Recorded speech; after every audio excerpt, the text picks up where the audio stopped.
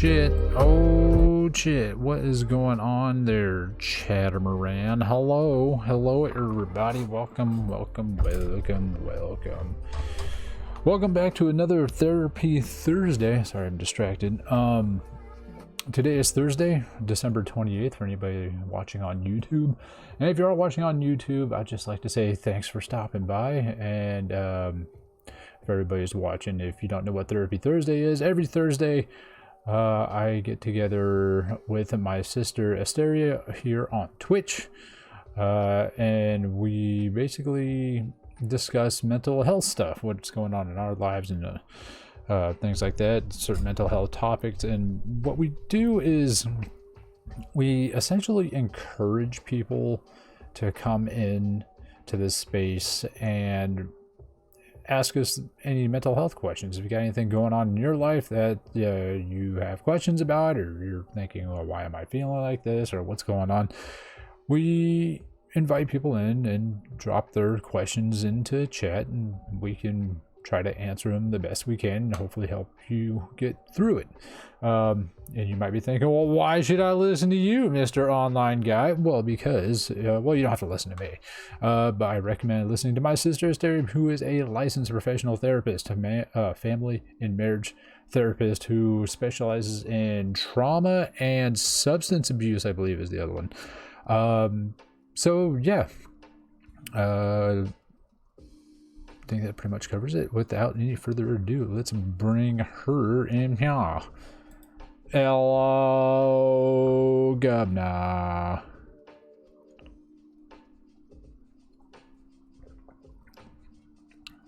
She might have stepped away from her phone. Nope, there she is.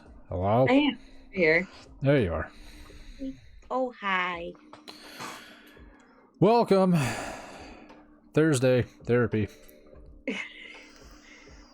Therapy Thursday, to say the least, and it's the last one of the fucking year. Yeah. Woo! We did it, everyone. Yay, we made it. I don't know if you want to say the whole year, because I don't remember when we started doing this, but here we go. Oh, we are. We're here. Boop, boop, boop, boop, boop, boop, boop. Bam, bam, bam. I should probably actually go back and look at it. Honestly. And be like, hey, want to see where it all began? Yeah, you want to see the disaster that was the first few episodes when we're like, Okay, that's fine. I think it's kind of a great opportunity to start somewhere, anywhere, and, you know, here we are now. Yeah. For some reason, I was thinking like we started towards the end of the last semester of school. I think so. May-ish? It's gonna be May. I'm trying to pull up my YouTube and see if I can just kind of scroll through it until I don't see it anymore. And if you're watching this on Twitch and want to see some of the old ones, go to YouTube and search Kilted_Park. It'll be the same logo and everything. You can see it in the bottom right down here on your screen.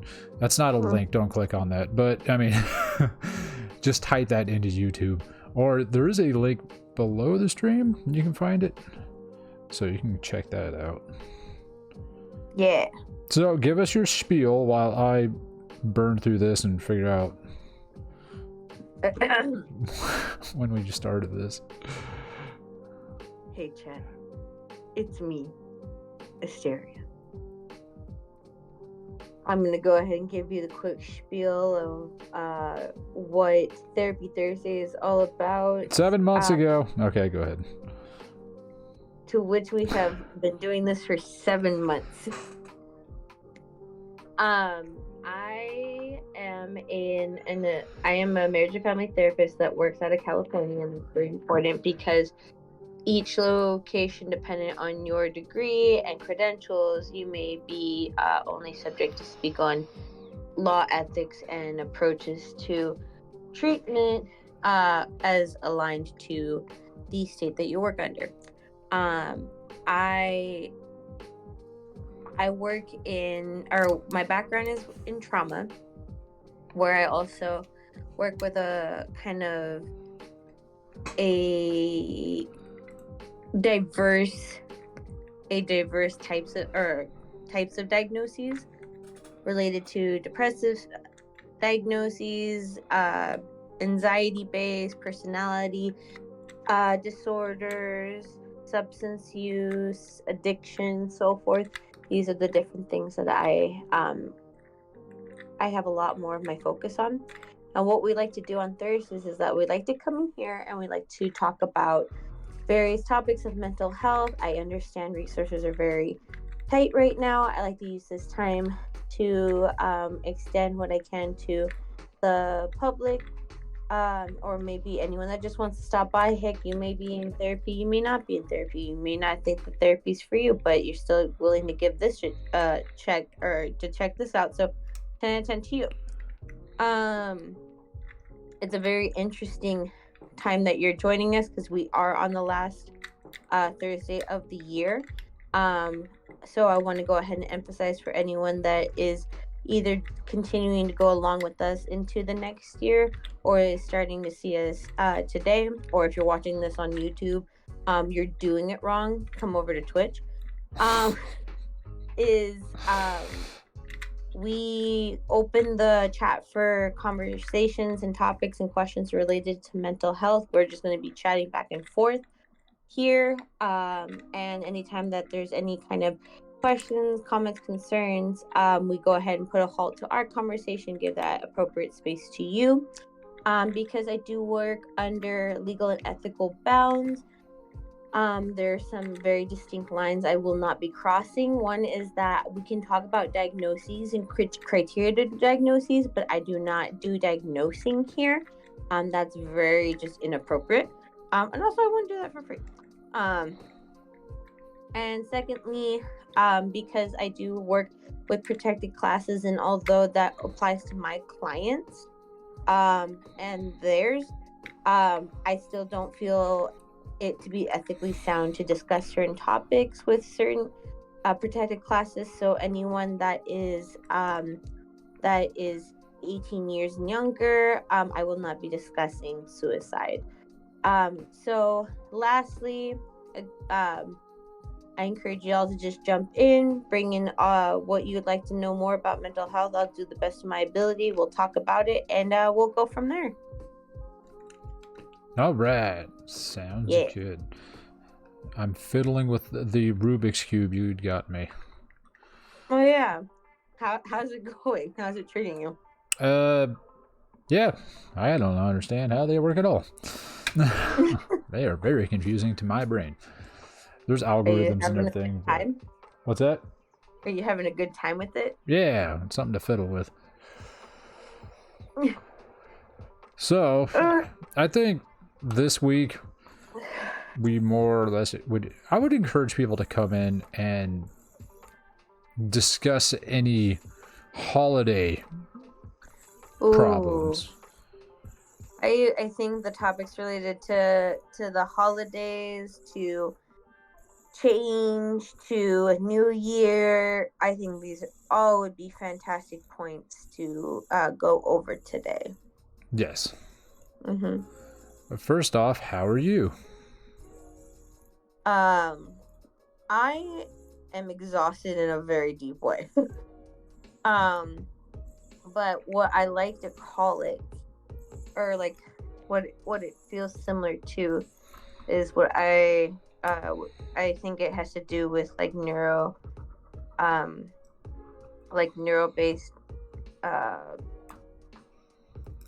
like it has to do with the nervous system and neurophysiological backgrounds. Ultimately, where there's this term that comes from that kind of branch of thought that is called the central nervous system fatigue, or central fatigue. And I feel that in a very deep way, or even in a metaphorical way, who knows, where I feel like even if I am sleeping well, I start every day with about like 30% of energy. Oh, I know how that feels.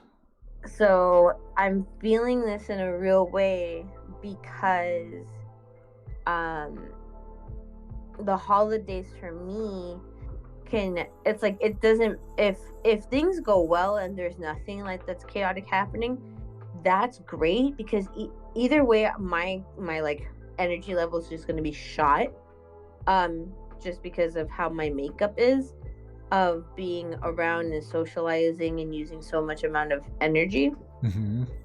But if there's also chaos, then it's really shot and I am just exhausted to my core. So the good news is I am not 100% shot. So But no chaos. So there wasn't chaos for the holidays, or at least like when it comes to like kind of wrapping up this year, though, at least in like personal life kind of ways. But at work, I was going to say that's got to be something. it's so heavy right now, especially because the one thing I hate about this time of year that I start picking up more as the years have gone on is this is when people who get treatment with insurance just start having all the fucking problems, because insurances are starting to get ready to Renewals. like renewals and shit, and I'm like, Yes, and that just adds to more stress for them. yeah, and that makes it hard to do my job with them, because that takes away, that takes priority and like attention, Yeah. So it's just it's pretty yeah, and that's going to be probably something I'm going to have to deal with, I guess, next week, right? Yeah, that's gonna be on Monday. No, What? Monday's the 1st. Nobody's working that day. Well, I'm sure somebody's are. Maybe Tuesday. I was just thinking of the beginning of the month. Maybe Tuesday. Yes, perhaps. So you're gonna have to give me information on who I'm supposed to be talking to and whatnot. Yeah, we'll talk offline about all that. Check out, Chad. I got a worm. Are you playing with the worm? I'm playing with the worm. This thing's very. Yeah, sorry. I was laughing so hard that I was just like, I'm ready to give everyone a worm. I don't even know where you found these.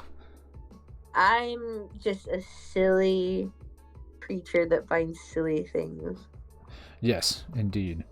You got me this. You got me a Squidward tapestry, which I don't know what I'm going to do with because I typically don't hang that stuff up in my house. We got the Binding of Isaac game, which I glued the box. Oh, real quick before I forget. So I'll talk about this later. Yesterday I went to Kwanzaa, or I went to night 2 of Kwanzaa. Oh yeah, how'd that whole thing go? Did you go to night 1? I didn't go to night 1. I went to night 2. But it was my first time doing it in person. I had done it virtually. Sorry. I'll talk about the details of Kwanzaa later. But I did, at Kwanzaa, I met somebody where they were talking about, because they're into video games, and I was like, oh, what kind of games do you play? And they were like, oh, The Binding of Isaac. I'm like, oh, no shit. I was like, I just got my brother that fucking the game and everything like that, and this guy's eyes just lit up. He's like, hold the fuck up. And he ran, comes back, he's like, you mean this? And I'm like, yeah, you got the Four Souls game. I was like, that's it right there. He's like, oh, I didn't think that other people got into this. I'm like, dude, I'm really surprised I found another one in the wild. That's awesome. So I thought it was really cool. And then they also happen to be into magic and stuff. I'm like, well, hopefully you got that person's contact information. Yeah, they're a friend of Artemis. So like, I was like, ooh, this is be a good person to keep around. So yeah. Yay, Isaac friend. Anyway. Good to have once they finally do a full release on the co-op thing. That so that is what happened. So yeah. Yay. Well, that's good. What was I gonna say? But what you were going through your gifts? Headlights from the brother, Sure. which I'm going to have to just take back to him and be like, hey, dude, put these on. I'm not doing that. I think he offered. Yeah. And then what else? You got me a deck of magic cards, which are in this here box, which are all still in the cellophane because I don't want to open them. Because, you know, don't want to ruin them so I get sleeves. And then I got the wacky waving inflatable arm flailing tube man to work. That was kind of a pain in the ass. I can't believe that you got that. That's so fucking great. It's just ridiculous. And then the, what else am I just like within eye shot? The snail hand soap dispenser. Oh yeah.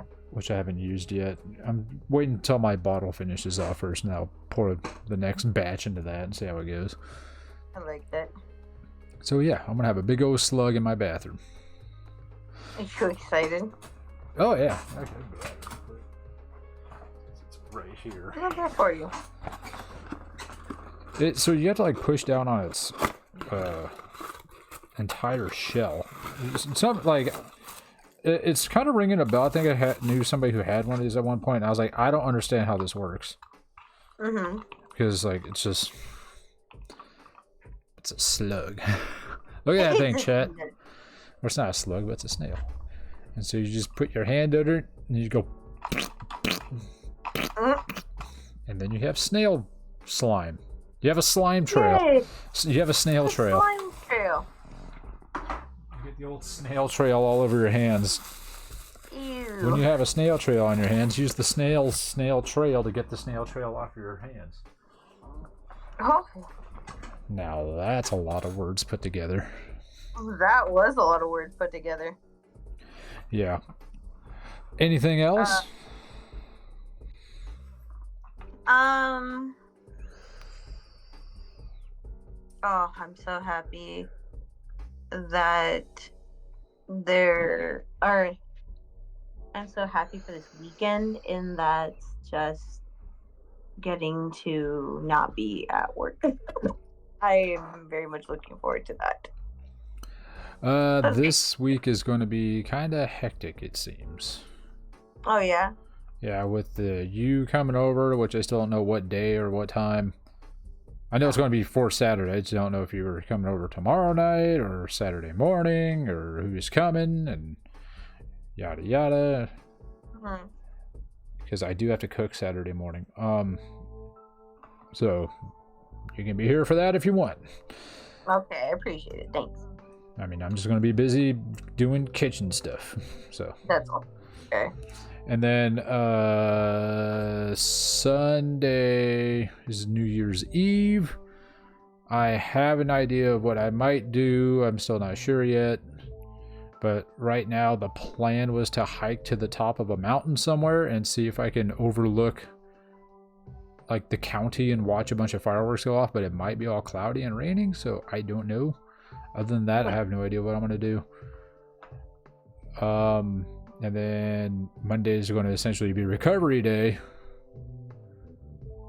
And then back to hardcore life on Tuesday. Ah, crap. Speaking of which, damn it. All right, never mind. You said it. What happened? I forgot to... I was going to take my bicycle wheel to the shop today and have a new tire put on. But I forgot to take it. I just remembered that. So I'm going to take my handy dandy bike pump that I keep next to my desk and go stick it over here where I have to like stub my toe on it so I don't forget. Yeah. If I put something in the middle of the floor, then it's very hard to ignore it. Actually, I'll put it back. I like your strategies to recall. Yes. So Cool. I do that stuff when like sometimes I will like the night before I go, okay, I'm going to be doing this tomorrow, so I have to wear this specific pair of shoes. So I'll put those shoes by the door so I can't leave with other shoes out of habit. Yes. Yeah, so it's like, okay, I'm going to be doing this, so I need my trail shoes, or today I need my, smooth surface shoes, or I need my racquetball shoes, just whatever shoes I need for that day. So I don't just throw on shoes, get out the door, and go, up, these aren't going to work. And that's how that is. It sounds as so. Yeah, so you can dig into whatever part of the brain has that happen. Oh man, that's such a broad one that could do it, but ultimately, does it help manage like stress for you? Yes, because now I know I won't forget about it. Hey, if that works, it fucking works. You know what I mean? Yeah. So I think that's great. Like that you found a method that works for you. Yeah, it's kind of like the whole tie a string around your finger thing. Mm-hmm. Exactly. Yeah, essentially that concept, but different. Same, but different. Yeah, so kind of like, what are other things I do? Yeah, I don't know. There's just like other things I do, so it's like I can't forget those items when I leave. Mm-hmm. So, I don't know. I just got none off the top of my head, but that's just I don't know if that's like an OCD thing or whatever. No, I don't think so. Because I mean, even if it was, it's still like not enough for OCD. But it's definitely but I definitely could see how that could be beneficial for you. Yeah. I mean, I think it's beneficial for someone who has OCD. Or not OCD, but ADHD. Correct. Yeah, so that way it's like I get distracted in the morning and then I'm like, oh yeah. That's how you support future you to the max, dude. Yeah. And speaking of future me, somebody went onto Amazon and pre-ordered all the Fallout Magic decks. Anyway, yeah. Did you really? Yes. Oh my god. I had to order some other stuff, and it was already sitting in my cart, so I was like, fuck it. Check out. How much was it all together? Don't worry about it. Let's just say I'm not happy about it. Oh, yeah. It is quite expensive, but at least I will have Fallout Magic decks. All of the Commander decks. Just like you have all your Lord of the Rings decks. Yes, I do. Yes, I do. I am so happy about this too. Because you want to know why it makes me happy and what I could use with that happiness? What's that? I could create a food token. Oh God! I started doing that yesterday, and then I was just like, and I think I like bumped into something or something like that, and he's all like, "Oh, create a food token." I was like, I forgot that's going to become a thing. See, I start so much shit, and I forget that I started. That one was so funny. I was just like, dude, of course, create a food token. Yeah, I should have said that when I made my dinner. It's like pull it out of the freezer, like I'm creating a food token. It's like this. You see this? This is a food token. You can just go to town on a bag of, or a tube of Pringles. Food token crunch. Food token crunch. Have you considered food token? So fucking hilarious to me. What's I gonna do? I'm gonna go over here. I'm trying to. What are you looking for? And why am I so loud? I can hear feedback coming through your end. I think it was because you were pushed into like a surface for a second. Probably. But anyway, how are you? Stressing out, bummed out, same day, different toilet or something. Same shit, different toilet. I like that for you. That the toilet analogy, but what's contributing to all that for you? Same stuff as before. Just reaching out to people, like trying to text people and like, hey, what's going on? What are you doing this weekend? And like, anybody got any plans? And just Ghostville. Oh. I hear So that. that whole thing. Or if you do set up plans with people, like it's always like I actually, this brought up something I thought about, and I brought this up before when I was like not dating, but on the dating apps, because no real dates came from that shit. But I've noticed,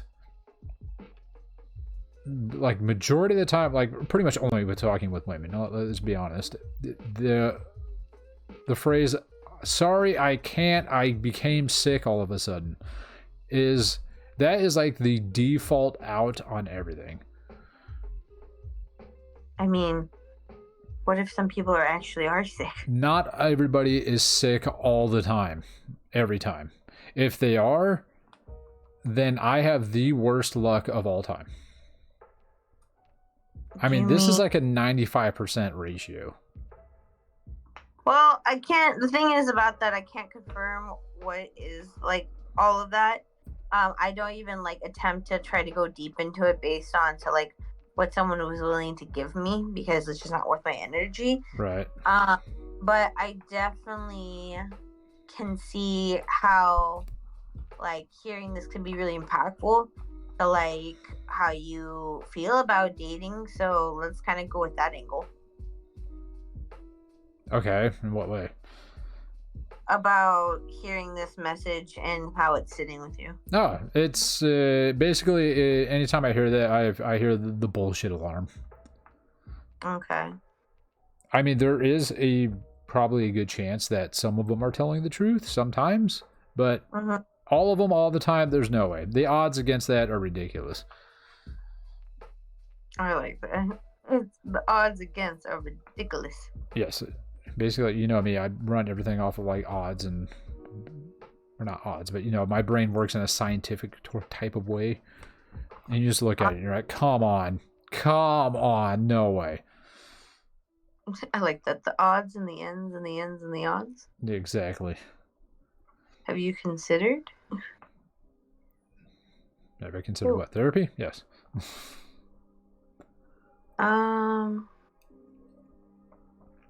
This is. But yeah, all right. Seems like we're kind of like having a hard time getting going today. Probably just like because exhaustion. Yeah, I'm just exhausted. My brain is elsewhere. It is so deep. It hurts. Like today. Okay. Well, I have stuff written down from like weeks ago that we never got into, so I can just run over some of this. Okay, let's go into that. Yeah, let's go into that. Let's since we're already we'll come back to like the dating crap later. There was an incident that happened at school in the math center. There's a student in there who is a DRC student, so Disabled Resources, whatever. Is your phone like buried in something again? Oh yeah, probably. Yeah, it is. Yeah. Go ahead. And so she has been a disruption to other students before and to the staff there. And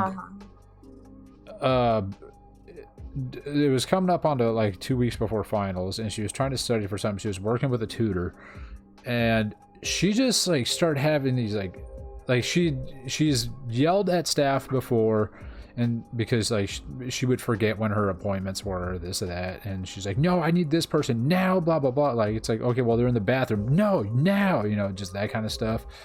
Ooh. And there was a point where she was working with a different tutor, because it wasn't like her scheduled time to be there, she was just there for a different time, and she was working with a different tutor, and the tutor's trying to teach her how to do something. And listen, I'm trying to not be a complete ass about this, but she is not the sharpest tool in the shed by a long shot.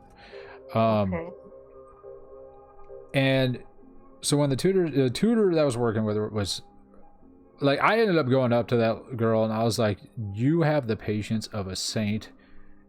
Well done. After it was all over, because she just started bawling and crying and like getting loud and hysterical, like, this is impossible, I don't understand it, blah blah blah blah blah, you know, just having all this, and it just like went on for like an hour. and it's disrupting everybody else. At first, I'm just like, oof. And then eventually, now here's the part I want to start digging into. It's not her. It was after about 5 to 10 minutes of that crap, I started getting really pissed off. Yeah. Because I'm trying to focus, and then I have someone behind me. Like, this is supposed to be a studying area, and someone's just having a meltdown, and I'm just sitting there, you know. And I said something to Aggie and also some other people there. I was like, I'd walk over there because like she was kind of close to me when she was crying, you know, like the next table over. So I walked over to where Aggie was at a different table, and I was like, I am so close to going over there and just being like, hey, can you take it outside? But I have a feeling I'm going to get in trouble for doing that.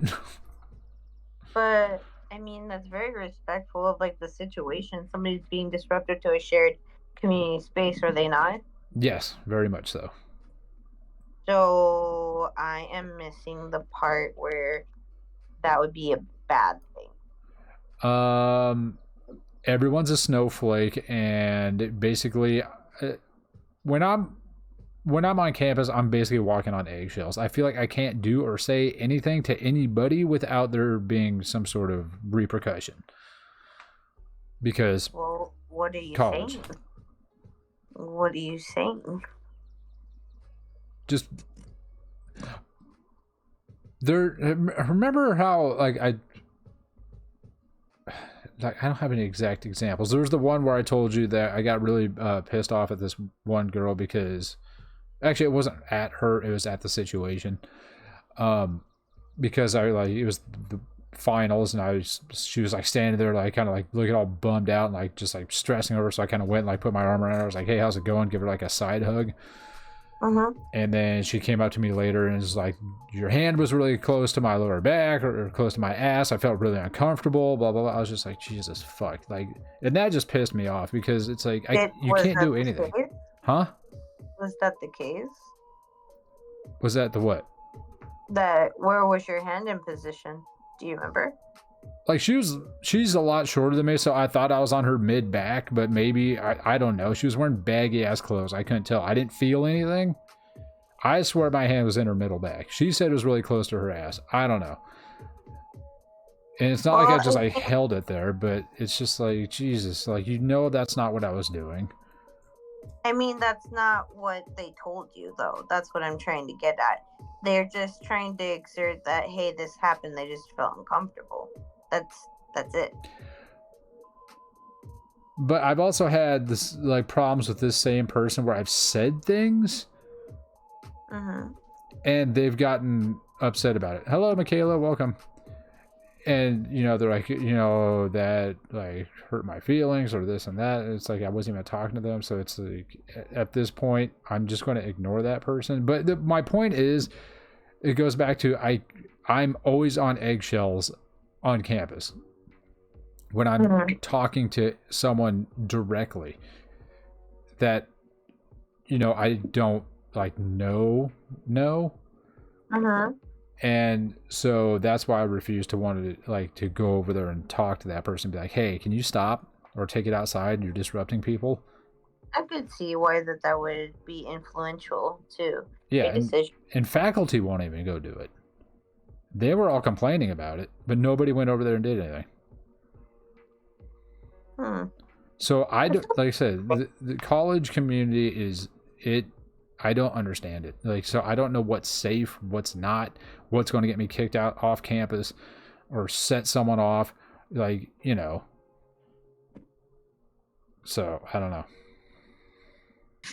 I would definitely say that in these circumstances that the influence of like how people respond to stuff, overabundance could definitely influence like communication and like the way messages sit with us or how we interpret. I always think that like from an abundance of like multiple things, it could be so influential to how people interpret situations. Okay.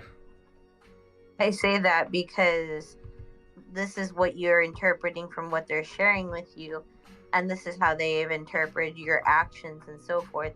And because there's a misalignment, obviously, that this is going to just continue to happen because there's not attunement or awareness or connection or whatever the case may be. Because again, it sounds like there's just miscommunication happening right now. Yes, and it seems to happen a lot with a lot of people. So, which is something we already talked about. We've talked about how, like, if you're somebody that went over those cognitive distortions we talked about last week, there could be a possibility that things are happening that may not come to awareness, but we still experience a very real suffrage of discomfort and stuff like that, because of what's trauma. my favorite word? Trauma. So it could be really influential to how people interpret things, and it could also influence how people interpret one another, to say the least. Yeah. So how are you going to proceed about this person in the future? I may not have to deal with that person, the one that was crying. With the lower back thing? Oh, yeah. I'm just not talking to them anymore. I'm just going to ignore or like distance myself and just stay away from that situation. Well, I think perhaps it may be for the best, just with how everything kept on unfolding for you, which just kind of kept on putting you in very uncomfortable situations. Yes, and then that brings up another problem, because if these kind of situations happen often enough, then the more I'm going to distance myself from people, which, as we already know about me, is my big problem right now. Well, I mean, I understand that. That's why I'm saying about it's important to see this, but to not just 100% stop communicating with people, because it's not all people in itself, unless your mental health is trying to keep on finding examples to strengthen itself, so it doesn't, so this suffrage keeps continuing for you. Right, but my whole thing is, it's when these situations happen, I want to distance myself further, and then I become more on edge. And you know what? I don't think it would be so bad if I wasn't so paranoid of the, lack of a better term, the penal system within colleges. Like, because the smallest thing, that if you just upset someone's, like, just barely, and they take it to faculty, the faculty has to address it. And then you can get removed, and then that's going to fuck up all sorts of other shit, you know, for me trying to get my degree. So now I'm constantly in this balance of like, all right, who am I allowed to talk to around here? Who am I allowed to be myself around? And so it's just always on edge. What's that? It impacts your authenticity. Yes. So I can pretend to be a fake and then just, you know, hate myself all the time. Or I can be myself and get in trouble and hate myself all the time. But to say, I'm like, that's giving people a lot of power over the view you have of yourself. But it also sounds like, to me, you don't have a strong, high regard of how you view yourself to begin with. Oh, well, I think I'm great. But the problem is, okay, look, here's one thing that people have always said. You know, you hear it around all the time. It doesn't matter what other people think of you. That saying is complete horse shit. 100% horse shit. I disagree. I believe it's 100% horse shit, because if you want to get anything done in this world, it 100% revolves around what people think of you. You want to get a job? That person, you have to like talk to the person that's going to hire you. What do they think of you? Well, the way that you're looking at it is once again too literal. That's not what is trying to come across, and I get it, because this is difficult, because this is just an interpretation. But when this is used in context, it's talking about how you can show up in being self when it comes to like how you connect with your like, or when it comes to how you get to show up in a place where things like that are not restrictions or things to consider. Because, of course, you're going to show up as a version of self for a job interview. You're going to show up as a version of self for fucking dating and everything like that. You're never going to show up exactly as you are, because you're going to experience anxiety and wondering how to maneuver in situations. Anytime you go into a new social situation, you do that, right? But what it is that it's coming down to how you feel like you can show up in situations. However, it's really important that also the accountability of like not continuously forcing to try to make things work. If you're getting the signs that people may not be holding that space for you, but again, the way that they hold space is a reflection of them, not you. Right. So, like I said, it probably wouldn't bother me so much if I felt like there was less possibility of punishment. mm-hmm. You know what I mean? Mm-hmm. Yeah, that would probably eliminate 90% of my problems. Let's see. We got a few things here. Michaela says, so I'm depressed, but I'm also content with it. Michaela, if you'd like to expand more. And Octal's here again. Hello, Kilted. Guys, I got a lot tea that needs to be spilled. Oh, a lot of tea that needs to be spilled. I've been holding that for weeks. All right, well, let's hear it. What do you got? Octal was in here yesterday during my stream. That's nice. It is, let's see, what time is it over there? 6:18 a.m. They're either up late or up early. I don't know. I'm guessing the up late version. So let's hear it. What do you guys got? Oh, Worm has a mouth. I am so tired today, so if you hear me a little bit more extra unhinged, it is what it is. Welcome to the end of the year, and Asteria made it. Woohoo. Yeah. So that's just a heads up, chat. We're kind of tired today. Yep, it's 16:18 or 6. God damn it, I can't even talk. 6:18. I'm up late. Okay, yeah. So he's been up all night. Probably, hopefully, playing games with his friends and stuff like he was doing yesterday. So he says that after the whole situation with his girlfriend, now ex-girlfriend, happening and all that. Oh yeah. Yeah, and then now his friends have been, from what I recall, being pretty supportive. So you guys remember my breakup story that I've told you before? Yes. Correct. Yes. So yeah, that whole thing. But like, yeah. So it sounds like he's got at least a good community around him with his buddies. Yeah, that sounds really good. I think community, like we talked about last time, community is really important during these times. Yes. And that's another thing that kind of bums me about, like, whenever I'm feeling like upset, I go online, I'm like, all right, how do I solve this? And the first answer with everything, which is kind of counterproductive with my problem, because I'm like, I'm bored, I'm feeling lonely, you know, I don't really feel like having anyone to talk to right now or go hang out with, you know, yada yada. I was like, how do I get by this? And the first thing is like, oh, if you're feeling upset about being lonely, go talk to some friends. It's like, all right, well, you just completely went against what the problem is. It's like, my car is broken. It's like, well, try not having a broken car. I'm like, oh, cool, thanks. It's so sad, but true. So, internet, useless.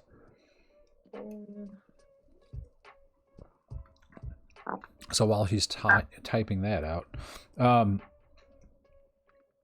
yeah, so do you think I should, if that situation happens again, I doubt it, like with the whole crying situation, like, would it be bad if I went up there and said something to him? To them? I would encourage, like, you said that you're going to hold boundary where you're not going to interact, right? I did this last time, but it was really, really bothering me and distracting me from my studies. Oh, you're talking about the individual that was having a meltdown, yeah. I encourage, like, it's always important to assess the situation if you feel like, because again, if you ever, this is for anyone, if you see somebody that is yelling at that point, they are not in their sound mind where they are able to respond to reasoning, they are in like a very triggered space Mm-hmm. and a very like alerted space, which is like I like to call hyper arousal. And when they're in that space, they're going to be reacting in a way related to their triggers and trauma, Right. rather than showing up how they could be in a very like reasonable, responsible way. um and so I would encourage, this is why it's like mainly encouraged that to like find ways to like, I mean, you could, again, assess the situation, you see if you can approach it fine. Though I would always encourage the opportunity to like just alert people that are responsible of doing it. And if it looks like it's just one person, this is interesting because I don't know the whole situation of staff there, but I would definitely say like, hey, like at that point I would go fucking find security and be like, hey, this person's like screaming and this is what's going on here. Gotcha. And that's what I would do in that situation. All right. Let's see. Octal says, so here's the thing. I found out she was cheating on me for a constant 3 years out of the 4 years, which made me upset, I guess, because we were planning our wedding at the time. What the fuck, man? There's a lot of details into the situation, but it's really hard to type it all out. Oh, man. That's okay. You don't have to worry about typing it all out. If you feel like it's gonna just do more harm or like it's just gonna be too much for self. But damn, that is an awful piece of information to hear. I am so absolutely sorry, and I'm so curious of like how you're maneuvering through this. Yeah, how are you maneuvering through this? Because I don't know how I'd handle that. I mean, my trust is already freaking razor thin with people. And then that, I mean, the only thing I can say is the one thing I keep hearing online is like, if she cheats, she belongs to the streets. Oh my gosh. Kick her out. Bam. I mean, I know she's already gone, but you know what I mean. Oh, I just got a notification. Oh, dang, they're already doing the second one. SpaceX launched, or is launching twice tonight. They already launched one, now they're launching another one. Crazy, dude. Wild. Yeah, they are. They're wild. Those guys launching crap all the time. But yeah, that's brutal. Have you ever been cheated on, Hysteria? 3. Sorry, I was just finishing up doing my putting in my hours for work.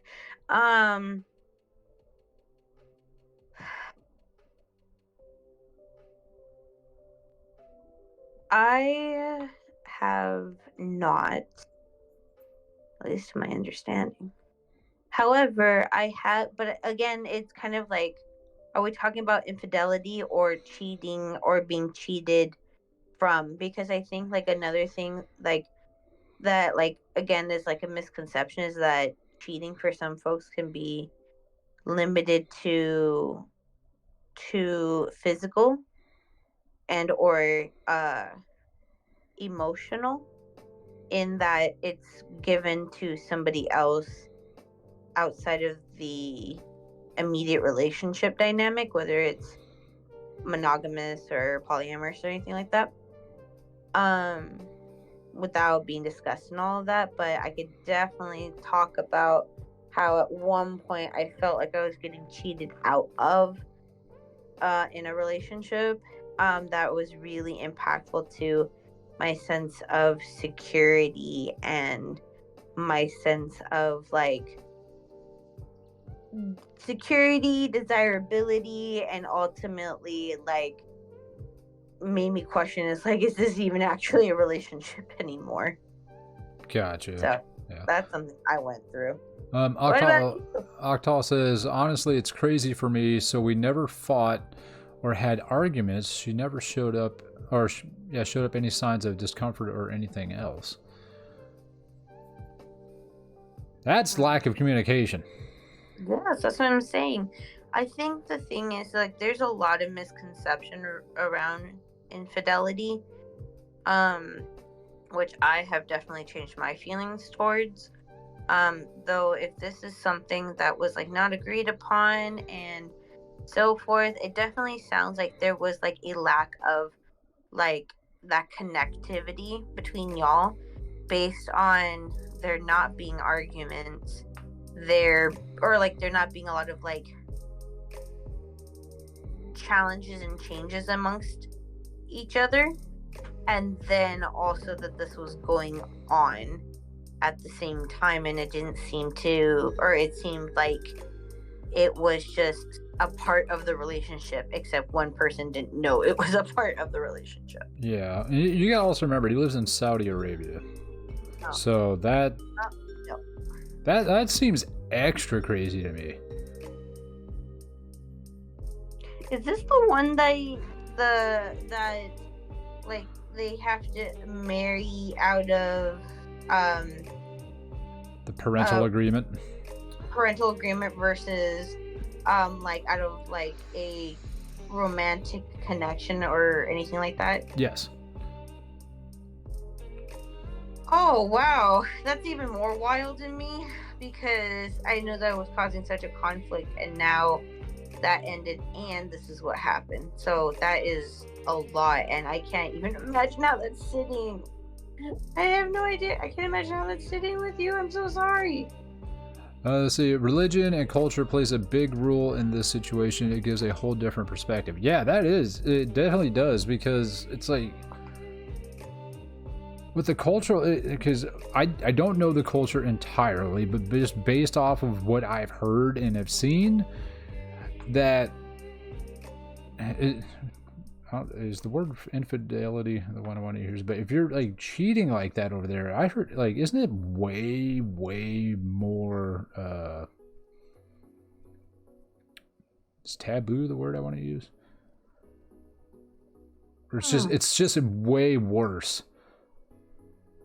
I feel like the repercussions can be way more drastic, because the family's involved, there's religious aspects to it, and all that. It's like you're going to get come down on pretty hard from like family, the church,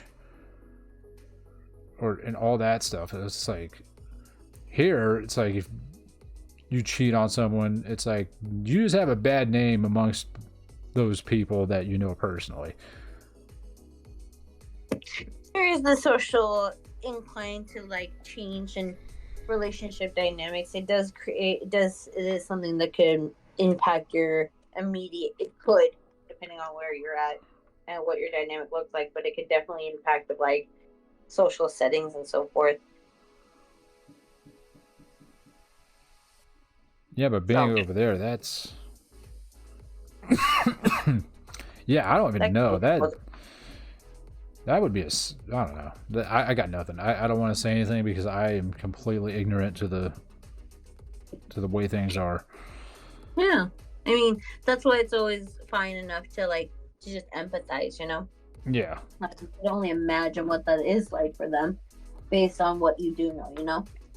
Yeah, Octal, how do you feel about it now, knowing that? Because I know you were bummed out about the fact that you didn't get to be with her because of your parents. But now... Yeah, but now knowing that she was cheating, do you feel relief or more hurt? Or feelings related to that too. Yeah. Let's see. Can I ask a big favor? Can I get into the voice chat where I could say a few words? We are actually in a locked channel. Yeah. We're in a locked channel. Yeah, it would actually be kind of a pain in the ass getting people in here. So, but thank you for asking. Yeah. Sorry about that. I can imagine typing all that in the butt. Yeah, typing all that was kind of a pain in the butt.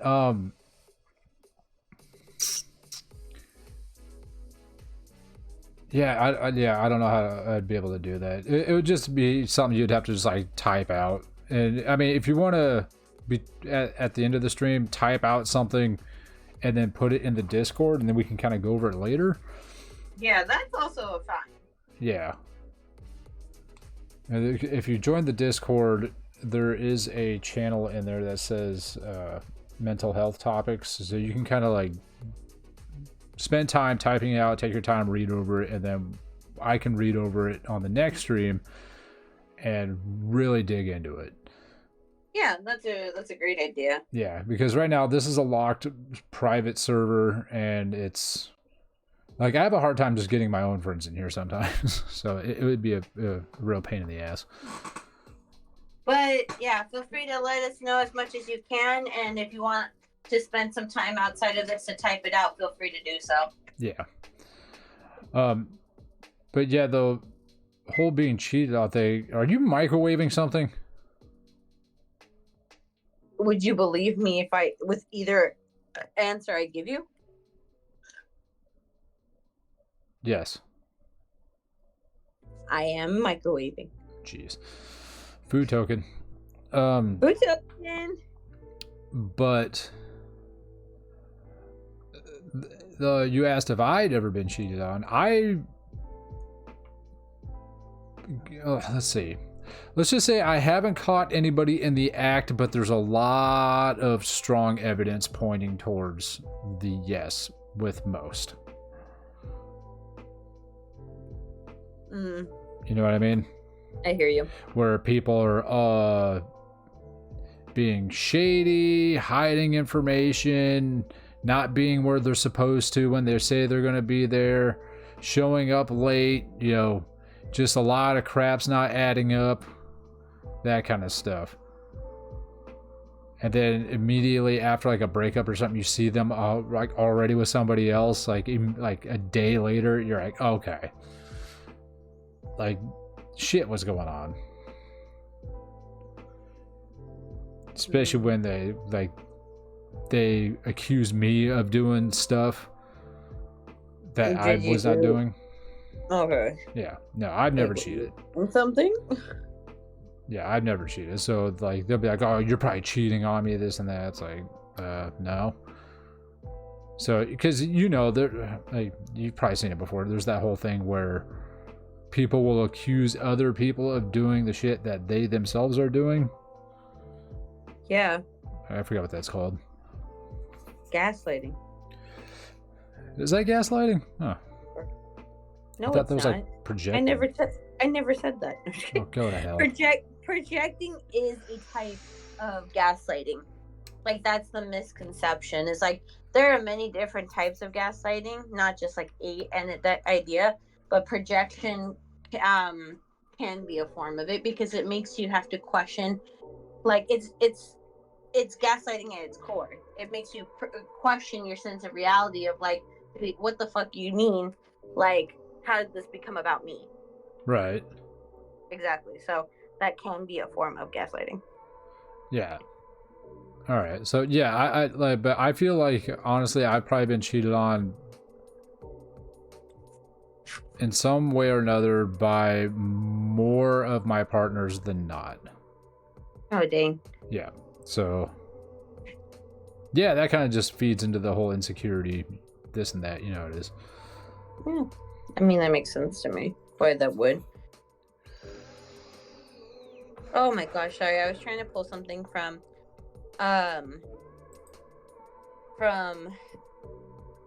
this woman that I like. She's a I don't know her exact credentials, but she's a clinician, and she has this whole belief where she talks about rethinking infidelity. Now, okay, before you continue on, what exactly is considered infidelity? Anything to which you are outside of the bounds or outside of the boundaries identified and developed with your partner in the name of the foundation of safety and clear communication. So that could be. You could get cheated out of information. You Okay. could get cheated. So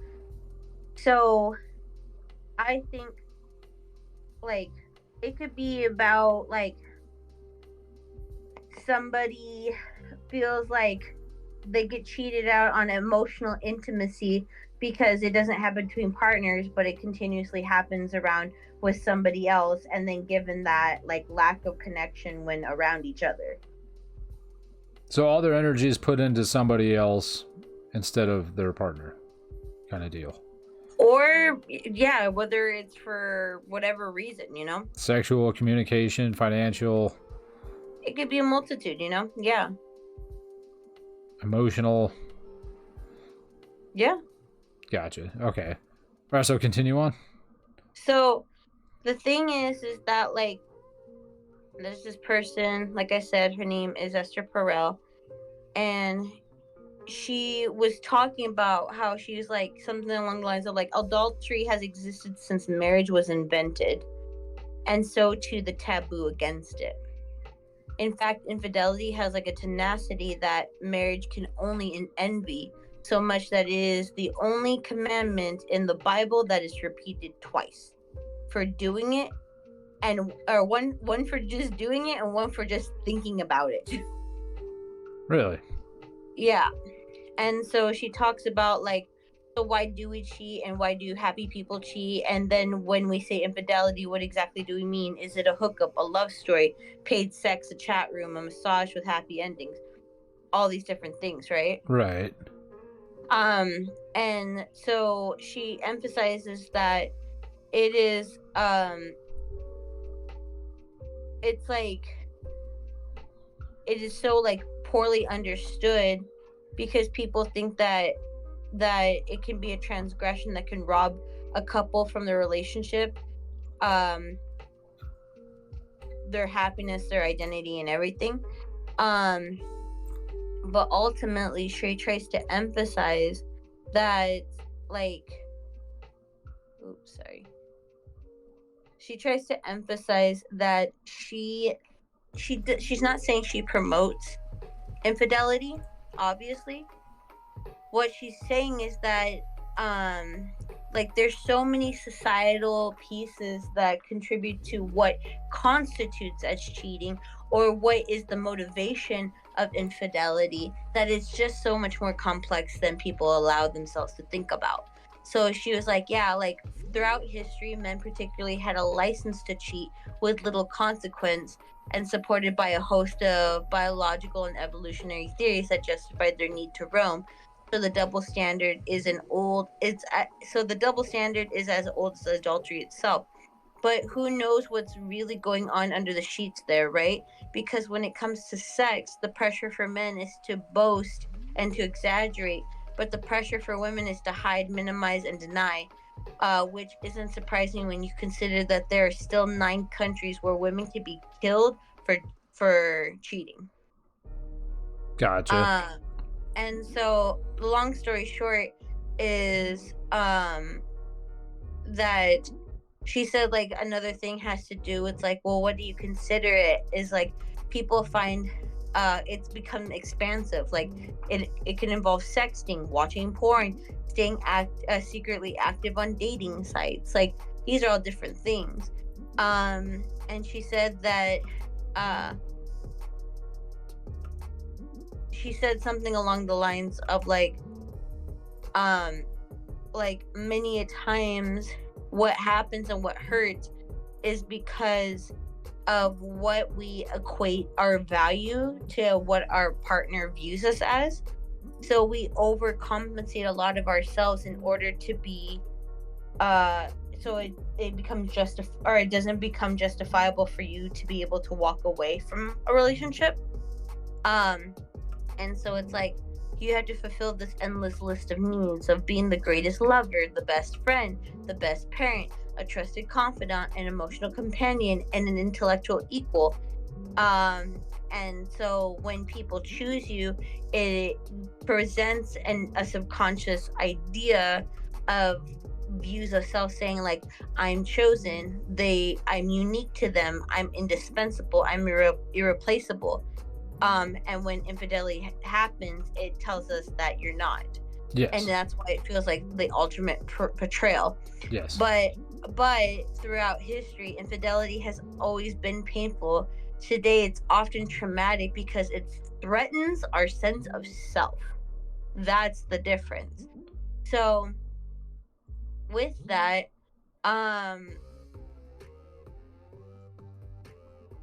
then she goes something along the lines of like, it's like we have another paradox that we're dealing today because of this like ideal for like romance and to be this like we rely on our partners for like commitment to us with a unique forever. So it's like we view them staying as something so important because we also have this time that we're living in right now where we have supported the era of being entitled to pursue our desires, because we live in a culture where we receive the message of I deserve to be happy, right? Right. And culturally she talks about how 50 years ago, you if infidelity happened you would be shamed to leave, but now if infidelity happens you'd be shamed to stay, right? Right. And so um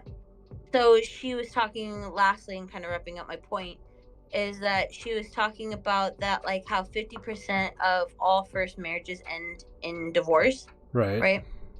And so but she says but what constitutes another relationship, because when you start to like actually sit there and now again she doesn't promote cheating, but she says but when you end that relationship and are willing to build another relationship together where there's like actual chance of like change and so forth, you get a chance to break the like glass mold of what was keeping you two in that relationship, because a lot of times people show up a certain way to when they first start dating, then they think that they have to continue to uphold, and when they start getting tired and their true colors start showing, there's this misconception a lot of times, and this is different for people that experience abuse or uh, interpersonal conflict, but she talks about how there's that unspoken expectation where you're not showing up in the relationship authentically as self, but a version of self that you feel like you have to continuously uphold, which subconsciously can keep you feeling or can get you feeling resentful and like impacting the love that you extend to somebody else. So then you feel so trapped with that feeling, it may push you to stray just to get relief from the pain and the discomfort. So she tries to promote that if it's allowed and it's healthy and there's a chance that she'd encourage that if infidelity happens, you should try to make the or the relationship work again, because you already have such a foundation of attachment and so forth that you can start to understand what this relationship truly means and understand these boundaries, and people who have actively done this actually have happier relationships. Yeah. So And that kind of goes to my point, like going back to the whole dating thing, where it's like because I hear so many people like, oh, like they need to be like this or whatever when you like go on a date with them. About it's like I'm showing up as me, because I'm not going to, because I've heard women talk about this like both online. I actually heard it at the gym. I heard these women over time like, yeah, like we went on a date and he just wore like jeans and a t-shirt, and it's like you didn't even try, blah blah blah blah, and like I don't know if I'm gonna like date that guy again. It's like maybe that's just him. Like that's what I would do. It's like I'm gonna show up with what I normally wear because I don't want you to be like, what the hell happened to that guy? You know, it's like this is me. I was me from day one. And so I don't, and like that's always been my thing. It's like I'm going to be me, and if you don't like it, then that sucks because you know that makes me feel bad. But whatever. All right, hold on. Before we keep going, Octal has got a book he has now printed out in chat. So here we go. Let's see. In Saudi relationships, it is kind of taboo. A few days before our breakup, her sister had a wedding, and I asked if she could share some of the moments because me as a Muslim man and her as a Muslim woman, I can't see her without was it hijab that covers her hair. She sent a few random Snapchats of the wedding and I didn't see her. It was pictures of the cakes and stuff. I was okay with it at the time, although the captions on the Snapchat didn't seem like she only sent them to me. Okay, that's kind of shady. Let's see. Part 2. Time flew by, and after we broke up, we had shared our passwords as a sign of trust. She went into my Snapchat to accuse me of cheating, which I didn't do, but she wanted something to blame me on. I've been in that position. I went into her Snapchat and saw a weird guy. When I scrolled up, I saw my girlfriend without the hijab for this random guy. Oh, jeez. That's like almost like sharing nudes. This is extremely taboo and frustrating because she always refused to send me her pictures without the hijab, saying she is a woman of God. What the fuck, man? I was so angry and frustrated because they were on her sister's wedding day. Holy Jesus, man. Yeah, that's pretty much like sending naked pictures to somebody else, like at least over here. Right? Like, I would say equivalent. it's even worse in itself. Yeah. Depending on culture. Because this is like the whole thing that now this is going to other circles and this is going into values and stuff, you know? Like, of like, faith-based at this point. So, it's getting pretty bad. That is bad. I'm so sorry. Yeah, fucking hey, dude. Like, that's bringing up my own past problems. I'm just like, what the fuck? Like, that pisses me off. Where do you feel that pissed offness inside of you? Why do I feel what now? Where do you feel pissed off at? It's just because it reminds me of shit that's happened to me. No. In your body, where do you feel it? I guess in my chest. I don't know. What? Is it the adrenal gland? Where's that? Is that like right below the? Yeah, like I'd say probably the adrenal gland because you just get all freaking worked up and fucking. I think it's the adrenal gland. Do that? Is there something what? You want to do with that? It'd be nice to hit something. I got a worm. Son of a bitch. You do have a worm. Yeah, and fling it around a bit. Are you playing, son? Okay. I'm scared to hit my ceiling fan with this because there's a lot of dust on that, and if I hit it with this fucking worm, that shit is just gonna snow on me. God, I should clean that one of these years. I've not cleaned that ceiling fan since I moved in. It's got fur. Why haven't you cleaned it? Because I'm scared if I touch it, all that shit's gonna fall on my computer. And I'm like, it's on there, don't mess with it. But yeah, fuck, man. It's just, I can get a sense of what he's feeling because I remember specifically I was with a girl, and I love this girl, and I remember she was supposed to come over, and she was like, "Oh, I'm gonna be out hanging with some friends just for a little bit, and then I'll come over." I was like, "All right, cool." And she showed up late, and then she showed me some pictures of her hanging out, and she was, and the pictures she had showed me, she was laying on like two other guys' laps while they had their hands on her boobs. And I was like, what the fuck are you doing? Like, God, I just felt so like, it's like, you don't care about how that would make me feel. It's like, you don't give a shit. You're not committed to this. You know, it's like, I'm putting in the effort. You're not, kind of deal. Let's see. Go ahead. I was going to say, was that something that you agreed is like a not okay in your relationship? Yeah, that wasn't okay. Okay. I'm pretty strict on the what can and can't be done thing. Number 4, Octal says, this guy she sent the pictures to is a married young man. He just ran out about his wife, and she just sent him pictures to comfort him. So he just had a rant about his wife, and she sent him pictures. Like, what the fuck? You didn't even ask for it or anything, was it? Oh, Jesus. And he was married. Dude, That's it's, just a. it's an evil world we live in. Like, there's just so much betrayal on both ends. It is a lot. Let's just be honest. That's a lot. Yeah, I mean, from my point of view, it's like, it sucks. But it also seems like those two people that just feel they can do that to their partners, you know, Yeah. those two belong together.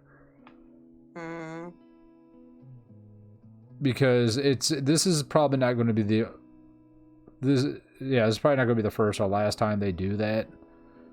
And so if that guy and your ex ended up like doing something together, they're just going to hurt each other, and they'll kind of be like payback for both of them. Let's see. Octo says, "Not really. Did you know how that started?" Let's see.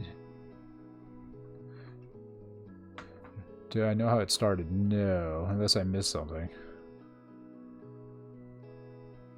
What, the person talking? Yeah. So he says she just told him, look, today is my sister's wedding day and I want to share some of my pictures. Hope you find these pictures comforting. Just randomly, just some random guy. I don't know. I don't. I smell bullshit. I don't agree. My gut is telling me no. Yeah, there was something else going on. I wonder if they knew each other from like before, like long ago, or I don't know. I am not a relationship expert. He didn't even ask her for it. She knew each other for 3 years. They knew each other for 3 years? Yeah. Wow. Well, were they a relationship in the past? Were they just really good friends from childhood or something? Or not childhood, but I don't know. That's still, I don't know. 3 years doesn't seem like it fits the timeline for where she could just be showing another guy essentially undressed. Yeah. So after a year of my relationship with her, so she was dating, oh yeah, because they were together for like 4 years. So she was dating Octal for 4 years, and then 1 year after they had already been together is when she started talking to this other guy. Yeah, she's just being a hoe, for the lack of a better term. What do you think? I think that there was not, once again, like there's that lack of like clarity and like and everything like that, and it's just kind of like could be a very obvious time to like warp a sense of reality and everything like that, and that's such like bogusness, dude. Yeah, my mind is like, it's all over the place with this one. Oh, my hand, or like I'm busy with silly putty. With food, you're supposed to be busy with doing this. Oh, I'm playing with silly putty though. Oh, I thought you said food. I got a pickle jar. Oh, have you ever seen that? It was where it was an SNL skit. Do you ever watch SNL skits? I've seen some, but I don't watch them very often. Okay, the long story short, it's Jeopardy, and Will Ferrell is Alex Trebek, and they have what's the name of that comedian? I'll get back to that one.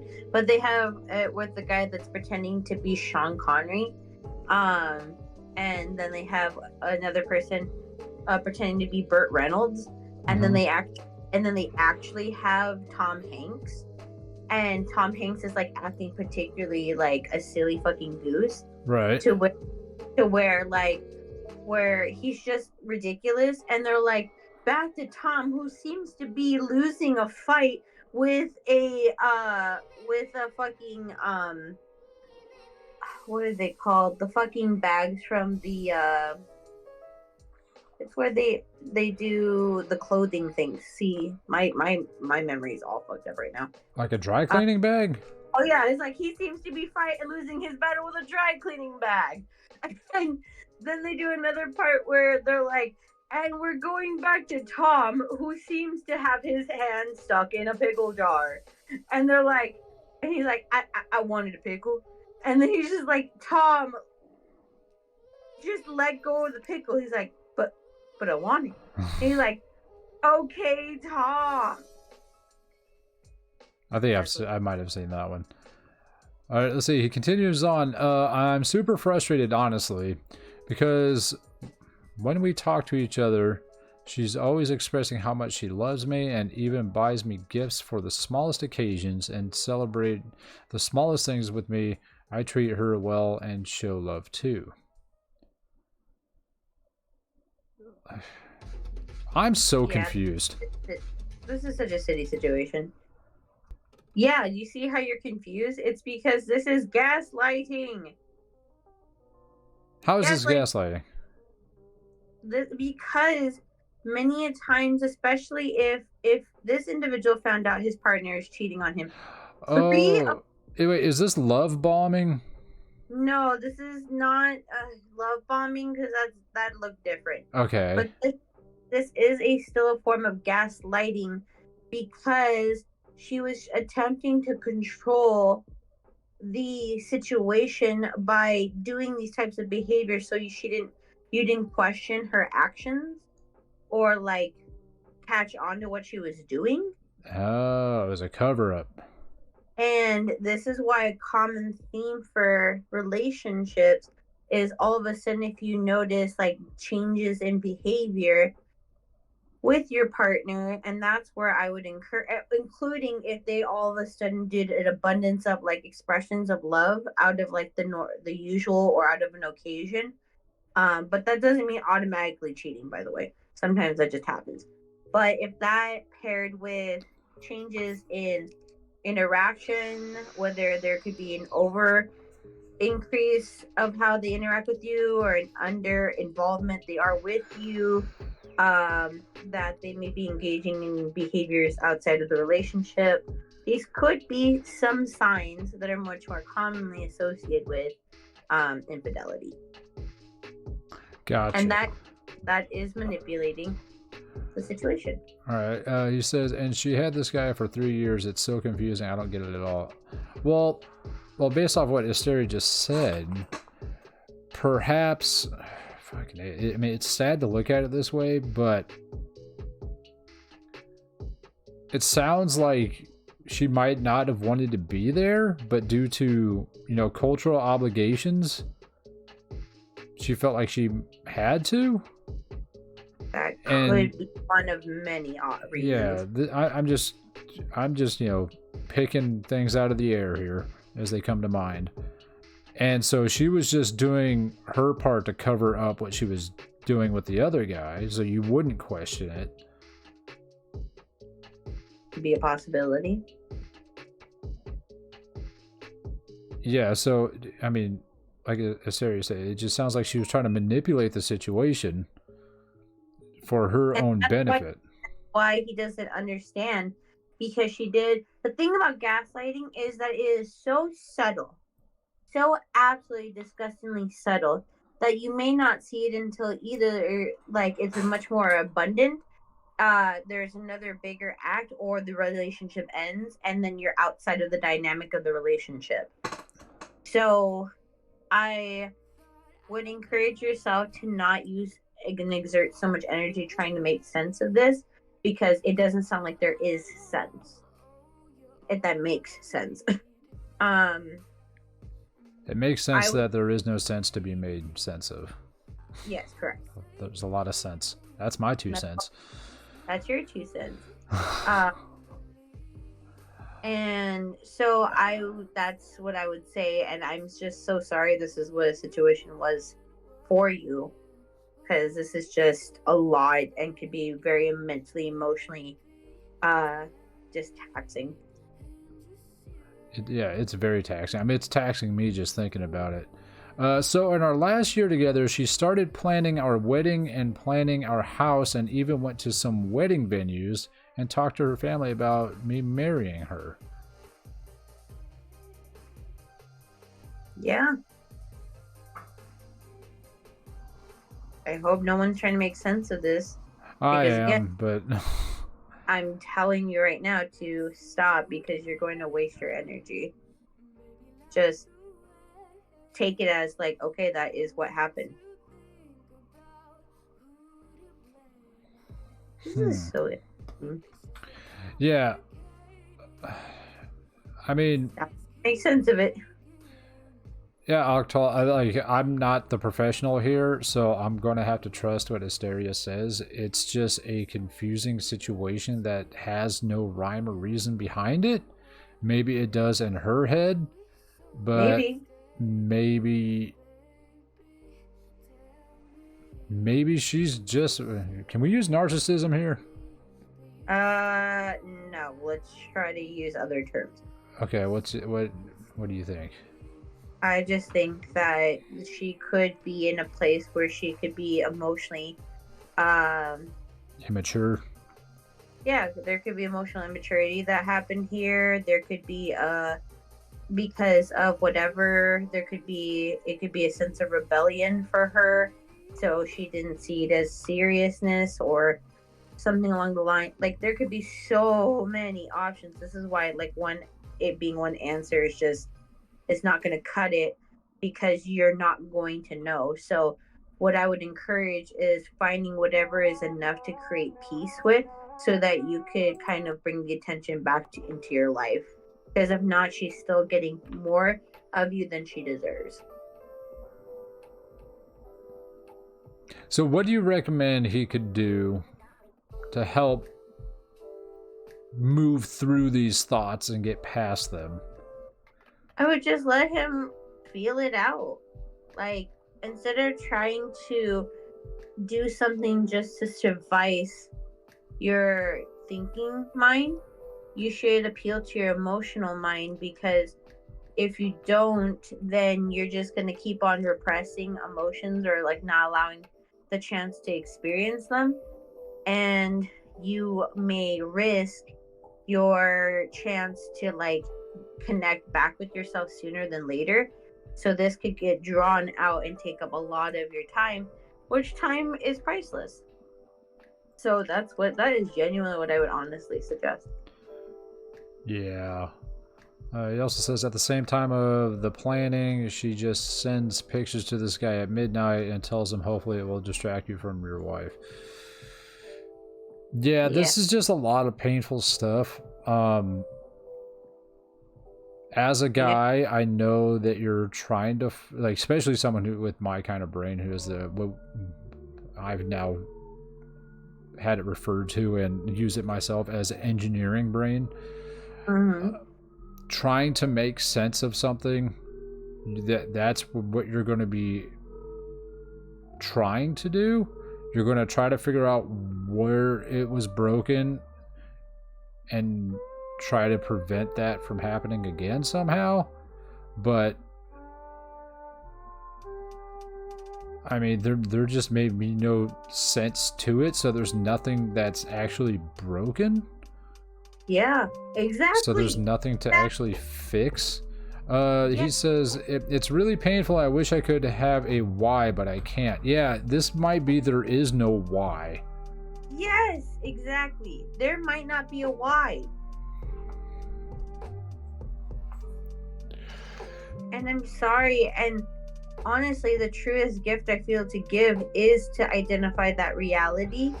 Because if not, it robs you so quickly of your ability to stay in the now, that so much time gets lost.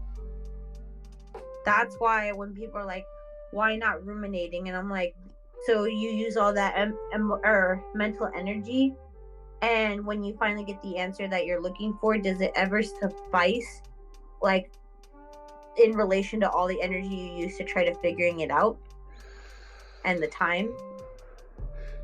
Or Well, can you just as accept a it as guy, I feel like finding a why may not make it feel better, but at least now there's like something anchored to it, so you can just kind of be like, okay, that's what happened. guess so. You know what I mean? It's like, imagine you got fired from a job and you're like, well, why you guys let me go? They're like, just, you're fired. I mean, ultimately, You're not learning from it, is what the problem is. well, that ultimately doesn't dictate that there has to be something to learn or to fix. It could just be it could be for some reason that they're just letting people go because they're doing shady shit. They could be there a million reasons why. But what do I gain by getting that answer? Do I get less fired? Does it, because I don't allow, to the best of my ability, because I'm human, I try not to be like, that doesn't define me. I can learn from, sure. It's like, and if they choose to tell me, awesome. And if they don't, that is up to them. That is still outside of my control. And for me to force control, unless it's just coming to me, why? I fail to see the logic in it. Right. He says, I just want to live my life normally again. I had a good relationship with her. I had a good relationship with her sisters and her mom and dad, but she blamed me for not being serious about the marriage, and I'm just a player that played with her heart. What the fuck? Yeah, that sounds like gaslighting. That also is another form of gaslighting. Ultimately, if you feel like you didn't do anything in this situation, you may just not get that why. And the other thing I want to say is that going back to normal, or what that means, probably includes the feeling you felt like you were when you were with her. But I have to break the news that your sense of normal is going to change. So trying to accomplish something that happened in the past can also like take you away from like what you could learn from the now and what you want to take in from everything you learned recently from a relationship or a dynamic, right? So I would just say to go through the motions as they are, and the feeling of feeling okay and feeling like things feel kind of normal again, that's just going to come with time. Again, that is just outside of your control. I would just let it kind of take its course. It sounds like it doesn't matter what happened. Yes. If you, like she said, if you don't feel that way, then you did nothing wrong. Exactly. You were being yourself, so there's nothing to fix. Exactly. And unless it was something that is sold to you, and you still get to dictate if you choose to adopt, that's something you want to change, that's on you. Yeah. But that isn't their, like, it is so important to know that you shouldn't be doing it for them, because they showed you their true colors. And being in dynamics where it's very yo-yo like, where they just throw you out and reel you back in a lot. Mm-hmm. Fishing wise. Yo-yo, I have one right here. Yeah. That otherwise, like, just keep going. The one thing that has helped me maintain a lot of my peace, especially after experiencing such significant loss in my life, is people are not permanent, so you should enjoy them while they're here. And so as relationships end, that doesn't mean your life does. And you should grieve, obviously, because grief is not just limited to when somebody passes away, if that's how you demonstrate grief when it comes to that kind of loss, but there's so many different versions. Like there's disenfranchised grief, where it's like you have a version of grief that may not be understood, in a way that may even include something like grieving the loss of like a celebrity, and getting met with the societal message of you didn't know them, why are you crying? It's like, hey, if this person was important to you, like, you get to still grieve. So I think that grieving the dynamic of how that was in the future of what could have been is really crucial. And you get to just go through the motions and feel, knowing that if you the sooner that you hold that space for yourself and get to understanding what you need to feel, it can play a contributing factor of how long this feeling sticks around. Otherwise, you may stay in this feeling for a long time if you keep getting lost in the questions of why. Yeah. Let's see, what else? He says, I told a local therapist, and he told me, you're lying this much trauma can't be possible. Wait, what? I told a local therapist, and he told me, you're lying. This much trauma can't be possible. I was laughing so hard at his office and telling him, dude, it's so hard for me to believe it too. What the fuck kind of therapist is that? Yeah, no. That's not a therapist. That's some guy who says he is a therapist. Yeah, he spells therapist wrong. Yeah. Hilarious. I think he was trying to spell jackass, but just, got the letters mixed up. You know what? I do that too. I get that. Yeah. The therapist doesn't say you're lying. Who the fuck? Where was that guy trained? That's the thing. Like, but the thing is, remember how I told you about the therapist bathroom walls? Yeah. Like, those therapists truly exist. They do. Like, I've had I've heard clients or clinicians shame and body shame clients for having eating disorders. I've heard people call people that are recovering from addiction weak if they ever had a lapse or a relapse. Like, how do these people get licenses? That's the part now I'm confused about. Well, the thing is that those are all ethical bounds, and ethical bounds take reporting it to the BBS, whereas getting your license is just doing the legalities of taking a test and passing it or not. You know? Yeah. Okay. So we come to the conclusion that's not a good therapist. Yeah. And just like I wouldn't trust Dr. Pepper to freaking do surgery on me. I don't know, man. It should be spicy.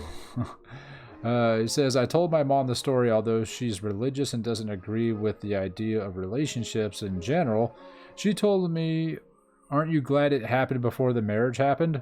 That's a positive outlook on it, and you might want to listen to your mom on that one. Imagine having a kid that's not yours, or finding out that after having a few kids. And I kind of get her point, but I'm just feeling stupid. Nah, man, don't feel stupid. Your mom sounds like she's just on point, though. You could feel that. That's not the problem. But instead of just stopping there and saying that, I would ask, like, why? Like, what justifies that feeling? Or, like makes sense for that feeling to exist within you? Or are you kind of like, now, which is a side effect of gaslighting, by the way, is, are you invalidating yourself? So that you could manage the discomfort of your emotions. That's psychoanalyzing, by the way. Gotcha. All right, well, let's start with that. What specifically makes you feel stupid? Yeah. Which part of it specifically? I have just been twisting silly putty. Have you done this? This shit's so good. Yeah, I've been flicking my worm. I'm happy to hear that you flick your worm. I'm playing with my dough. As a grown man in his 30s, I'm sitting here just flipping my worm. Sometimes you just gotta be a grown man flipping his worm. My worm is blue. And that's funny on a couple levels. I'm so eepy. I'm getting eepy also, but Yep. still got a little bit more time, and then I gotta. Oh shit! I already did everything I gotta do. I might play some music. I don't know. Yeah. So he says, "Oh, what makes me feel stupid is, I guess, the part where I didn't see it coming." How could you? Yeah, I mean, that's like a. It's like a meteor hitting you in the top of the head. You're like, well, I didn't see it coming. Well, yeah, who could have? That's not your fault. Man, oh man, ain't that the truth, Kilted? That is not their fault. Yeah, that's not your fault you didn't see it coming. Mm-hmm. She was really supportive to the point where I said, what the fuck, how am I so lucky? Yeah, there's many times, again, it's like we equate it to like it's a reflection of self why they did this. But it could be such a magnitude of different reasons why she did it. So I would just accept it as like it happened. It is what it is. Ultimately, a lot of times, and if more like not a lot of times, but I'm just gonna say it is a reflection of like what's going on in that individual rather than what's completely going on outside. So please just keep that in mind too. Yeah, I would look at it as it's not something you did or didn't do. It was all on her end. And I like how could you see something like this coming? Yeah, I mean, you couldn't see that coming to a certain point. Darth Jammin's here. Merry post-Christmas. It's over. Get over it. Merry post-Christmas. Merry Only post. 300. Merry posa, which is butterfly in Spanish. Oh, now I see where you got something. But yeah, I wouldn't feel too bad about it. Squish and putty. Sorry. Because, you know, like you said, like, you didn't see it coming. It sounds like there's no way you could have seen it coming. It's just, it was out of your control. Absolutely. I feel like a lot of times when people say the shit, oh, I should have saw that coming, blah, blah, blah. I think it's such horse shit, respectfully.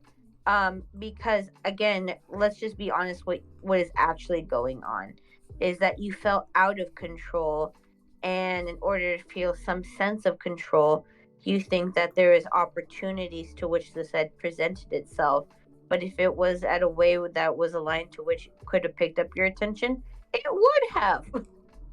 Yeah. I mean, if you did see it coming, then you would have probably did something to change it. Her sister, when we first got together, she told me she was so depressed and I made her life better, etc. That may have been true at the very beginning. I mean, they may not be a lie.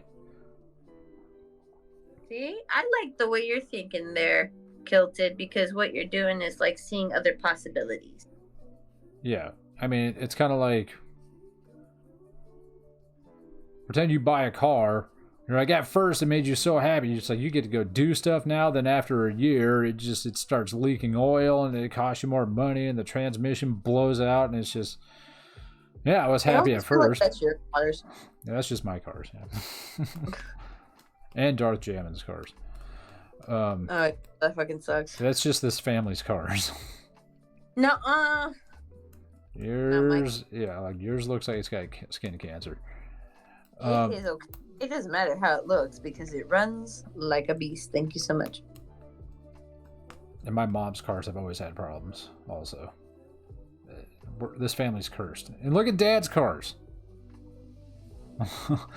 Let's see. As her sister said, you don't know how much you love for her. Wait, you don't know how much your love for her changed her way of life.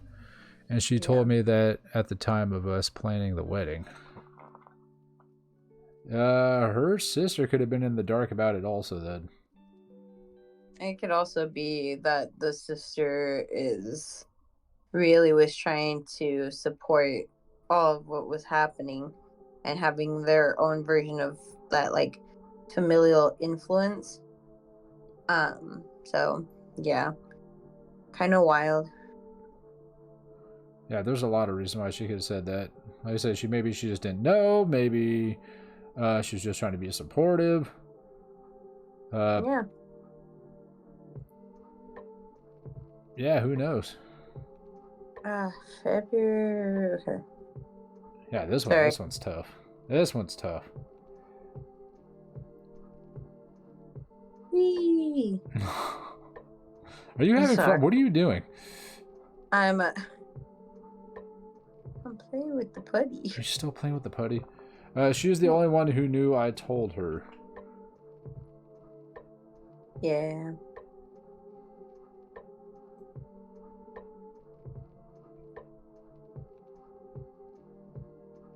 We just got a letter.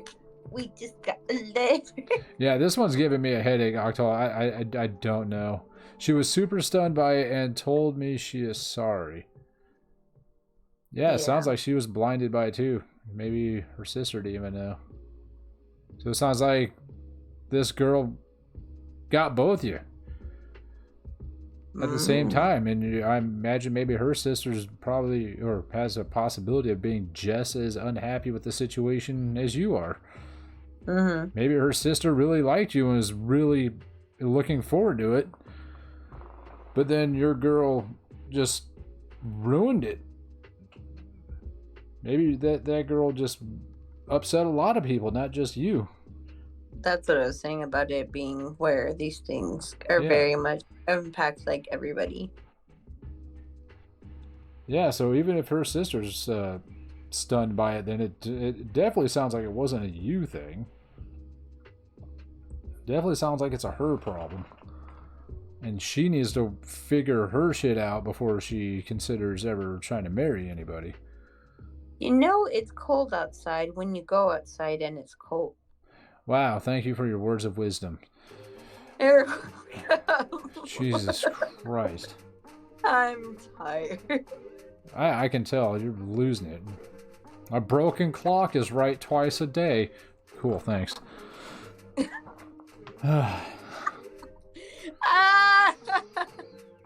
It's true. And that's called optimism. Yeah. She was blinded by it too and told me anything I could say to you wouldn't change anything, so I want to say I'm sorry. Yeah, so at least her sister's supportive to you. So, yeah, this is definitely not your fault. The more I hear that, yeah, it's not your fault. She messed up. She was doing some shady shit. She was gaslighting you, being like, not faithful and all that stuff. And it sounds like her sister wasn't happy about it. So I would recommend you take what your mom said and try to anchor into that. It's like it sucks, but kind of be glad that it happened before you got married. And so you're not sitting there guessing like whose kids you've been raising and all that stuff. Oh, that's a thought. I mean, and like Hysteria says, it's going to hurt. You're going to have to sit with it. Try not to make sense of it. Just sit there. Like a silly little goose. Like a little goose. And what do you say? Like, feel the feelings? Feel the feelings, not just think about the feelings. Feel the feelings. Experience it. And also, like you had mentioned yesterday, it sounds like you have a really, really good support system with your friends. So, that's always good. Talk to them if you need to. Spend time with them. Hopefully they can help. I don't know if I want to say take your mind off of it, but help you see that there is other things outside of the world besides her. There could be one that's even better elsewhere. Yep. One that's more Well, attractive, again, there's or also the whatever, cultural. and the cultural stuff.